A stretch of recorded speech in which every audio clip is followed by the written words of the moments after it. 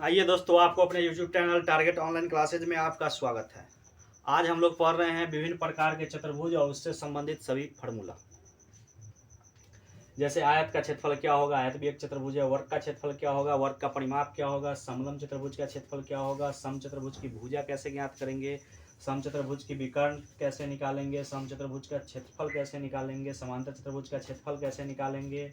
वर्ग का परिमाप कैसे निकालेंगे। इस सभी से संबंधित आज हम लोग अध्ययन करेंगे। आइए देखते हैं पहले आयत के बारे में। सबसे पहले हम लोग आयत की एक फिगर बना लेते हैं। आयत होता क्या है।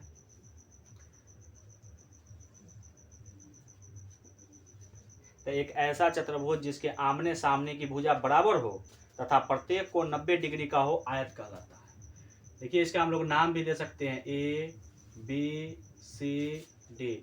इसका प्रत्येक कोण जो है वो 90 डिग्री का होगा। विकर्ण भी इसमें होगा, जैसे AC इसका विकर्ण हो जाएगा, BD इसका विकर्ण हो जाएगा। आमने सामने की भुजा बराबर होती है, ये इसके बराबर हो जाएगा, ये इसके बराबर हो जाएगा। इसे हम लोग लंबाई कहते हैं, ये भी लंबाई हो जाएगी, ये चौड़ाई है, ये भी चौड़ाई हो जाएगी।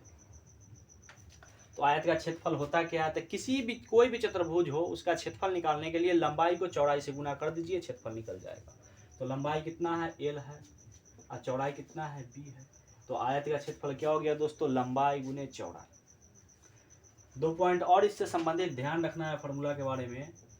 जैसे दे देता है कभी कभी क्षेत्रफल और लंबाई, चौड़ाई पूछ लिया जाता है। क्षेत्रफल दे देगा, चौड़ाई दे देगा, लंबाई पूछ लिया जाता है। तो चौड़ाई बराबर फार्मूला होता है दोस्तों क्षेत्रफल बटा लंबाई। ये यहाँ पर एरिया है, एरिया मतलब क्षेत्रफल। उसी प्रकार से लंबाई बराबर दोस्तों फार्मूला होता है एरिया बटा में चौड़ाई।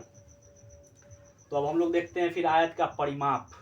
तो परिमाप क्या होता है दोस्तों, चारों भुजाओं का योग। कोई भी चतुर्भुज का परिमाप पूछे, उसके चारों भुजाओं का योग निकाल दीजिए, चतुर्भुज का परिमाप निकल जाएगा। तो इसकी भुजा क्या है, तो 2 लंबाई है, 2 चौड़ाई है। 2 इसमें से हम लोग कॉमन ले लेते हैं, ठीक है दोस्तों।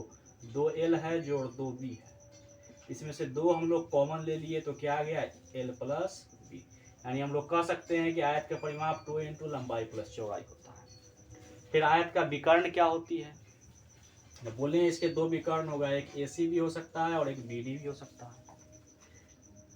तो आयत का विकर्ण होता है अंडर रूट लंबाई के स्क्वायर प्लस चौड़ाई के स्क्वायर। क्या होता है दोस्तों, अंडर रूट लंबाई के स्क्वायर प्लस चौड़ाई के स्क्वायर। अब हम लोग पढ़ते हैं वर्ग के बारे में कि वर्ग का क्षेत्रफल क्या होता है। तो सबसे पहले हम लोग इसका फिगर ड्रॉ कर लेते हैं। आइए देखते हैं। तो वर्ग की चारों भुजा आपस में बराबर होती हैं। वर्ग की चारों भुजा आपस में बराबर होती हैं। इसका प्रत्येक कोण 90 डिग्री का होता है। चारों कोण 90 डिग्री होगा। चारों भुजा बराबर है, भुजा को हम लोग नाम दे लेते हैं, इसको A, ये भी A, ये भी A हो जाएगा, ये भी A हो जाएगा। इसके भी 2 विकर्ण होंगे, एक विकर्ण AC, एक विकर्ण BD, जिसका चर्चा हम लोग आगे करते हैं।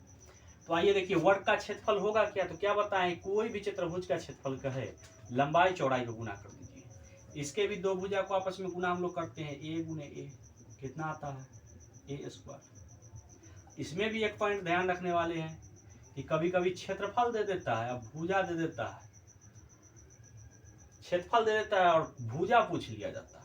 तो भुजा बराबर फार्मूला होता है under root A। A area है, जो भी देगा क्षेत्रफल उसका रूट चढ़ाकर निकाल लेंगे, हम लोगों को भुजा प्राप्त हो जाएगी। फिर दिया है वर्ग का परिमाप। तो कोई भी चीज का यानी कोई भी चतुर्भुज हो उसके परिमाप के लिए चारों भुजाओं का योग ज्ञात करते हैं। तो A 4 बार होगा, तो यानी 4A हम लोग कह सकते हैं।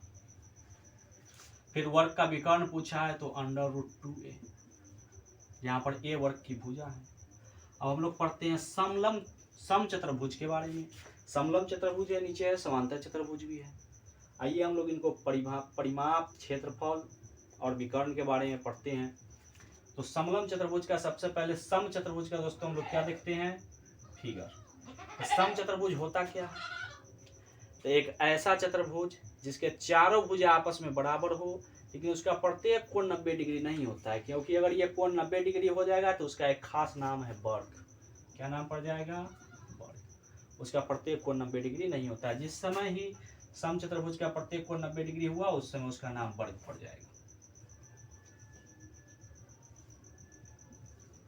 तो समचतुर्भुज के भी आमने सामने की सभी भुजा आपस में बराबर होते हैं, ए बी सी डी, इसका नाम दे दिए, और इनके सभी भुजा आपस में बराबर होते हैं, ए मान लिए। तो अब देखिए इनके भी दो विकर्ण है, एक विकर्ण कौन है, बी डी, बी डी को हम लोग कहेंगे बड़ा विकर्ण और ए सी को छोटा विकर्ण। छोटा विकर्ण को D1 द्वारा रिप्रेजेंट करते हैं, बड़ा विकर्ण को D2 द्वारा रिप्रेजेंट करते हैं। कोई दिक्कत इसमें नहीं। तो देखिए समचतुर्भुज का क्षेत्रफल क्या होगा, तो 1/2 गुने D1 गुने D2, यहाँ पर D1 छोटा विकर्ण है, D2 बड़ा विकर्ण है। समचतुर्भुज की परिमाप क्या होगी, तो 1/, समचतुर्भुज की परिमाप दोस्तों पूछा है, परिमाप बोले हैं कोई भी चतुर्भुज का हो चारों भुजाओं का योग, चारों भुजाओं का योग 4a। फिर समचतुर्भुज की भुजा बराबर क्या होता है फॉर्मूला, तो 1/2 इंटू अंडर रूट D1 का स्क्वायर जोड़ D2 का स्क्वायर। समांतर चतुर्भुज का क्षेत्रफल क्या होता है, तो समांतर चतुर्भुज का पहले हम लोग फिगर देखते हैं। एक ऐसा चतुर्भुज